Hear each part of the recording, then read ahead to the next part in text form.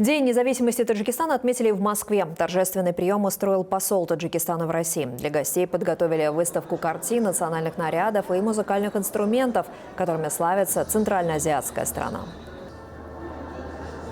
Россия занимает ключевое место в системе внешнеполитических приоритетов Таджикистана.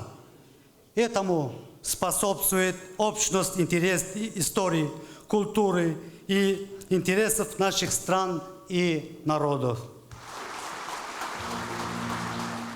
Наши страны – союзники и стратегические партнеры. За более чем 30-летний период со дня появления современного Таджикистана нами совместно сформирована эффективная модель межгосударственных отношений. Наши страны совместно противостоят международному терроризму, религиозному экстремизму и наркотрафику.